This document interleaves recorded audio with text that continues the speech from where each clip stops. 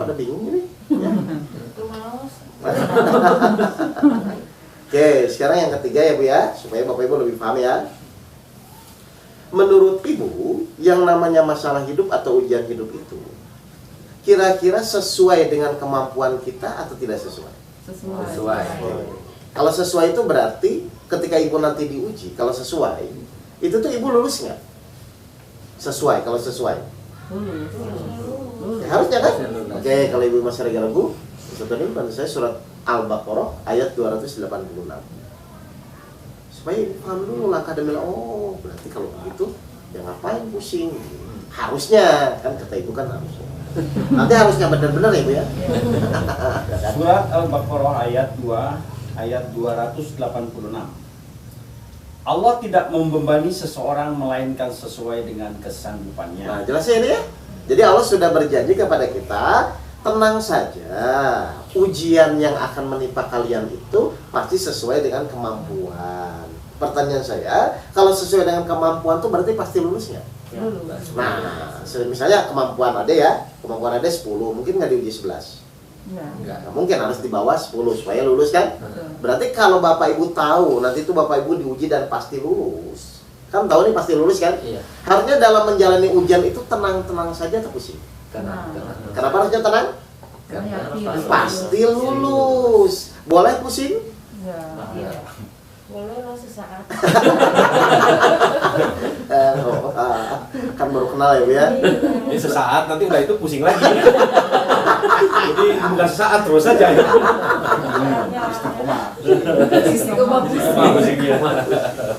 Nah kan ini hal-hal yang sebenarnya Ibu harusnya sudah paham di dalam Al-Quran kan Bu. Al-Quran sudah menyatakan itu. Ya kenapa Ibu tidak meyakini dan menjalani saja gitu loh. Berarti untuk pusing menghadapi ujian hidup kan harusnya malu kan sama Allah. Kalau udah jelas-jelas nanti ujian sesuai dengan kemampuan. Berarti setiap seberat apapun ujian Bapak Ibu, ya pasti sesuai kemampuan. Lah kalau memang sesuai kemampuan dan pasti lulus, kenapa mesti pusing? Kalau sesuai kemampuan kok. Tinggal nanti yang akan saya sharing adalah bagaimana cara menjalaninya kan, langkah demi langkah supaya kita akhirnya menuju sesuai dengan apa yang Allah sampaikan di dalam firman-firman-Nya. Begitu saja Bapak Ibu ya. Makanya ini kalau Bapak Ibu nggak paham ilmu kehidupan, pusing-pusing benar Bu. Masalah kayak kemarin saya waktu kajian di ada komunitas ya, itu ibu-ibu kebetulan nggak banyak, cuma diskusi gini 4 orang, tapi ibu-ibu yang tanda kutip senior lah ya. Terus ibu-ibu ini curhat, ternyata 4-4-nya curhatnya apa? Suaminya selingkuh, 4-4 ya. Saya bilang memang lagi ngetren ini sekarang.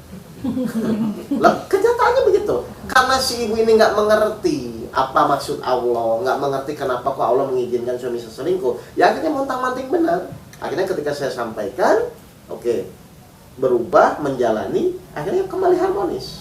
Begitu cepatnya Bu. Jadi memang setiap perjalanan hidup itu kita harus mengerti ilmunya. Gitu loh. Salah satu yang kita sampaikan di Ridho Allah ini, saya bersama Ustaz itu, yaitu menyampaikan namanya ilmu kehidupan. Karena setiap orang tuh hidup, tapi kadang-kadang tidak menguasai, kan repot tuh. Ya, jelas ya, Bapak Ibu ya. Jadi memang harus menguasai ilmu kehidupan. Oke, sekarang yang keempat. Menurut Ibu, semua ujian hidup yang menimpa kita itu harusnya ada jalan keluarnya atau tidak? Ada. Nah, coba. Sudah sesuai, harus ada jalan keluarnya untuk meningkatkan derajat kita. Berarti niat Allah baik nggak? Baik. Nah, kalau niat Allah baik harusnya kita terima dengan senang hati atau dengan emosi? Kenyataannya? Emosi. Nah kan nggak sinkron kan? Tujuan Allah baik, cuman karena ketidaktahuan kita saja, akhirnya kita menganggap itu suatu tidak baik kan? Bahkan akhirnya maksa-maksa Allah ya, kenapa masalah saya nggak selesai-selesai ya? Gitu ya? Lah sikap kita dalam menerima ujian aja sudah tidak benar kan? Misalnya contoh, Pak Arif niat baik ke anaknya. Misalnya anaknya, nah kamu sana ya ngaji. Terus anaknya berontak tidak terima. Bapak terima nggak sikap seperti itu? Tidak, Wong. Saya niatnya baik, kok kamu anggapannya kok jadi tidak baik. Sekarang Allah ngasih ujian itu niatnya baik untuk meningkatkan derajat. Kira-kira ibu tuh biasanya kalau dikasih Allah masalah itu, ibu tuh berterima kasih atau marah-marah? Kalau dikasih Allah masalah tuh biasanya terima kasih atau marah-marah? Biasanya marah. Udah. Jangan kejetingkas ya. Lah kan niat Allah baik, meskipun kita nggak tahu ya Bu ya baiknya di mana, tapi intinya kan Allah ngasih itu pasti untuk meningkatkan derajat kita, berarti untuk kebaikan kita kan. Niatnya baik, kita terimanya dengan tidak baik. Berarti muncul nggak pertolongan Allah kalau begitu? Enggak. Tidak, itu yang menjadi ibu permasalahan terus. Jadi yang pertama harus kita lakukan adalah perbaiki sikap kita ketika kita menerima yang namanya ujian atau permasalahan hidup. Kenapa harus kita terima? Sesuai kemampuan. Coba saya mau nanya, Allah tuh membuat kita hidup di dunia, memberikan ujian apapun kepada kita. Itu tujuannya supaya kita menderita atau bahagia. Bahagia. Berarti ketika kita dikasih masalah, logikanya harusnya kita tuh bahagia atau menderita. Nah, kalau menderita itu salah nggak? Salah. Bapak Ibu tuh kalau dikasih masalah biasanya bahagia atau menderita? Menderita. Sudahlah. Aku saja. Ya, oke, saya buktikan ya. Benar nggak bahwa Allah tuh sekecil zarah pun tidak ada niatan untuk membuat kita menderita. Berarti kalau Bapak Ibu menderita ya salah ibu bapak sendiri. Ya, jelas ini? Oke, kita buka surat 4 ayat 40. Apakah memang Allah tuh tidak ingin membuat kita menderita? Surat An-Nisa ayat 40. Sungguh, Sungguh. Allah tidak akan menzalimi seseorang walaupun sebesar zarah. Nah, Dan tidak ada kebajikan sekecil zarah, niscaya Allah akan melipat gandakannya dengan memberikan pahala yang besar dari sisinya. ya, statement Allah yang pertama, sungguh. Berarti Allah bersungguh-sungguh atas nama zatnya. Bahwa Allah tidak akan menzolimi seseorang, tidak akan menganiaya hambanya, walaupun sekecil zarah, sebesar zarah. Zarah itu apa? Biji atom yang sangat kecil. Berarti ada nggak niatan Allah untuk menzolimi kita atau menganiaya kita? Tidak. Tidak ada. Berarti tidak ada niat Allah sama sekali untuk membuat kita menderita. Pertanyaan saya, banyak nggak di luar sana orang merasa menderita? Banyak. Nah, berarti salah siapa? Salah sendiri atau salahnya Allah? Salah sendiri. Karena tidak mengerti tentang hakikat kehidupan. Itu ya, Bapak Ibu ya. Nah, sekarang pertanyaan saya, sebenarnya untuk menyelesaikan masalah hidup itu mudah atau sulit? Sebenarnya. Mudah. Nah. Sebenarnya. Oke, kenyataannya sekarang sulit, benar? Baik. Kalau memang ibu-ibu bilang sulit, makanya saya hari ini datang ke sini itu ingin menyampaikan kepada Bapak Ibu semua ya, bahwa sebenarnya itu untuk menyelesaikan masalah hidup itu mudah, asalkan kita tahu caranya. Jelas ya ibu-ibu ya? Oke. Jadi sekarang di pikiran Bapak Ibu masih merasa sulit. Sekarang saya coba sharing kepada Bapak Ibu, harusnya mudah. Tinggal nanti Bapak Ibu pilih, pengen bahwa itu tetap sulit atau harusnya menjadi mudah, kan begitu ya? Oke, ini terjadi seperti kejadian saya di tahun 2008 ya. 2005 saya punya perusahaan, 2008 saya bangkrut. Ini kenyataannya seperti itu, Bu. Ya, waktu itu ketika saya bangkrut, saya frustasi, saya stres. Ya, 2008 hutang saya, hutang perusahaan itu 2 miliar dan harus selesai dalam 3 bulan. Lalu seminggu kemudian saya dapat surat dari kantor pajak yang intinya kalau saya tidak menyelesaikan urusan pajak saya akan dipenjara minimal 5 tahun kurungan penjara. Jadi tahun 2008 itu Bapak dan Ibu, saya punya hutang 2 miliar, istri saya mau bercerai dan saya akan dipenjara. Itu kan masalah kan buat saya. Nah, menurut Bapak Ibu, kira-kira waktu itu saya bahagia atau tidak? Tidak. Padahal logikanya harusnya gimana? Bahagia. Jelas ya Bapak Ibu ya? Saya stres, saya bingung karena saya merasa harus bagaimana, langkah apa yang harus saya lakukan Pak Bapak Ibu. Nah terus udah, teman saya cuma nasihat, ya udahlah kamu cari ustadz, cari pesantren yang kira-kira bisa membimbing kamu. Saya akhirnya berkeliling Bapak Ibu ya, sebulan Jawa Barat, Jawa Tengah, Jawa Timur, mencari guru, mencari ustadz yang intinya adalah membantu saya di dalam menyelesaikan masalah hidup. Ya, alhamdulillah ternyata selama sebulan itu masalah saya tidak selesai-selesai. Malah makin pusing, Pak. Iya, kenyataannya begitu. Nah, akhirnya saya kembali ke Jakarta dengan kondisi putus asa waktu itu. Lalu saya mohon kepada Allah, ya Allah, kalau seperti ini saja sudahlah. Saya ingin selesai hidup saya. Kan udah punya hutang, istri juga mau bercerai, lalu saya akan dimasukkan penjara. Apalagi harus saya bisa pertahankan, Bu. Tapi Allah berkehendak lain, Allah mendengar doa saya. Tiba-tiba keesokan paginya, doa saya mungkin dikabulkan oleh Allah. Saya dibawa teman saya datang teman saya ke rumah saya ceritanya dia mau ngajak main. Terus saya bilang, oh nggak bisa Bud, saya bilang. Kenapa? Saya pusing, saya punya masalah, saya ceritakan masalah saya. 1, 2, 3, wah dia geleng-geleng. Wah ini terlalu berat ya, yuk kita main ke guru saya. Nah di sini awalnya tuh. Akhirnya saya dibawa ke guru beliau, ternyata di Jakarta, di daerah Depok, Sukatani.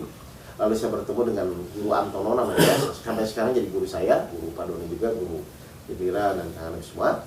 Nah terus akhirnya saya diskusi dengan guru saya ini, saya ngobrol, Pak Guru tolong saya punya hutang, istri saya mau bercerai dan saya akan dipenjara. Solusi hidupnya bagaimana? Lalu guru saya sampaikan seperti yang tadi disampaikan. Masuk ke, untuk menyelesaikan masalah hidup itu harusnya mudah. Asalkan masuk ke nanti saya ajarkan caranya. Saya diajarkan caranya, Bapak Ibu sekalian, apa yang terjadi? 2,5 bulan masalah saya selesai.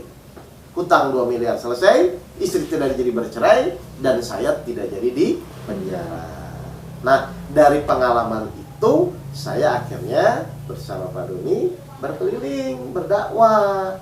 Ternyata memang menyampaikan, menyelesaikan masalah hidup itu harusnya mudah. Asalkan Bapak Ibu nanti diajarkan caranya. Makanya saya bilang, wanti-wanti ke Bu Indira, Bu Indira, ini saya bukan ceramah ya.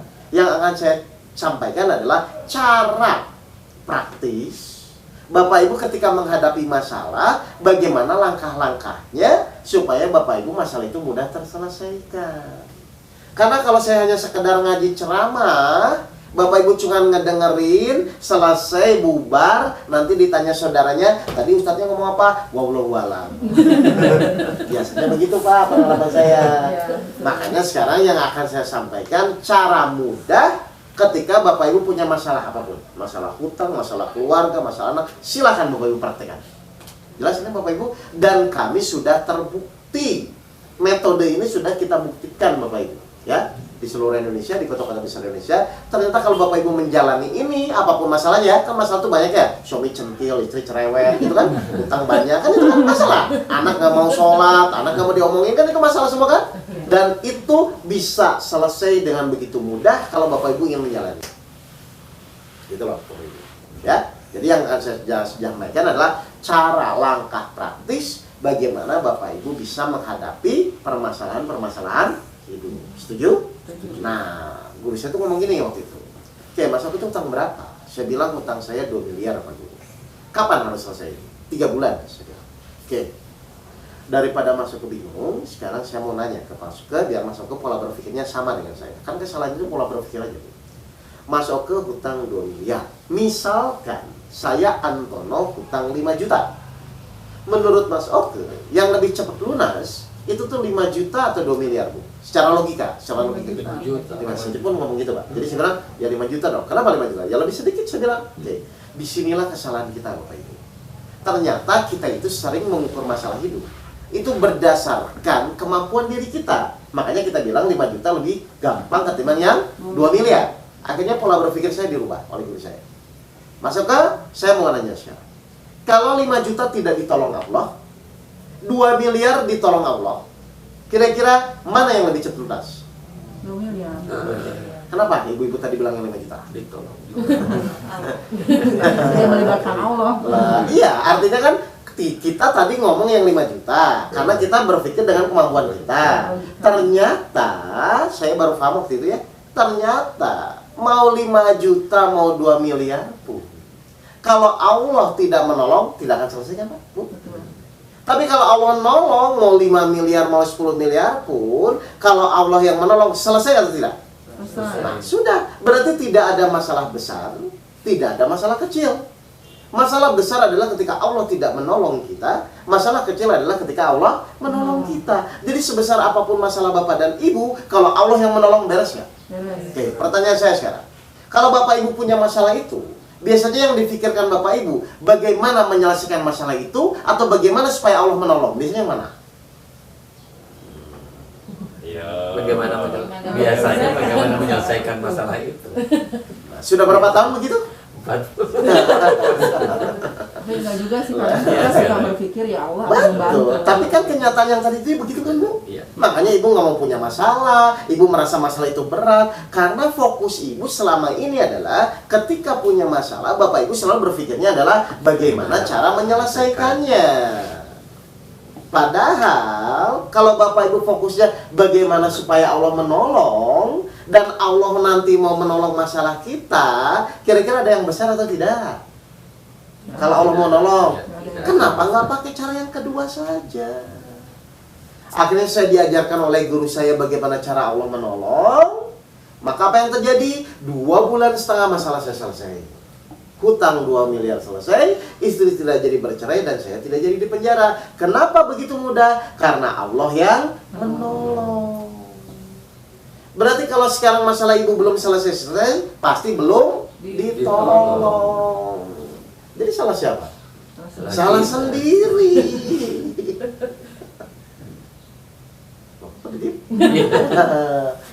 Jadi di sini Bu, saya itu waktu itu salahnya. Karena namanya manusia itu secara umum ya Bu, sama juga waktu itu saya selalu berpikir kalau punya masalah tuh, ini gimana caranya? Kan begitu kan? Solusi, akhirnya kita pusing. Lah kalau sekarang enggak, biarin aja. Masalah itu tetap, toh pusing tidak pusing masalah tetap ada kan? Tapi saya akan fokus gimana nih supaya Allah tuh mau menolong masalah saya. Berarti kalau pertanyaan saya, berarti kalau ibu-ibu, bapak-bapak ingin ditolong Allah, kira-kira kita harus tahu nggak syarat Allah menolong? Harus tahu kan? Sekarang saya mau nanya, ibu kalau mau masuk bioskop, ibu harus beli apa? Kalau nggak punya tiket, boleh nggak masuk? Syaratnya harus beli tiket. Kalau ibu ingin ditolong Allah, tiketnya apa? Ibadah. Ya, kan bingung kan Bu? Padahal tadi ibu ingin ditolong Allah kan? Ya beribadah. Iya, beribadah itu kan umum. Ada sedekah kan banyak. Berarti kita harus cari yang spesifik. Kan gitu kan? Di dalam ayat Al-Quran, yang ayat ini Allah berfirman langsung gitu loh Bu. Bahwa Allah itu menawarkan, saya akan menolong kalian gitu loh Bu. Dengan sholat dan sabar. Nah kan harusnya kan begitu kan? Di surat berapa Bu? Al-Baqarah ayat 153. Ya ayyuhallazina amanu ista'inu bisabri was sholat.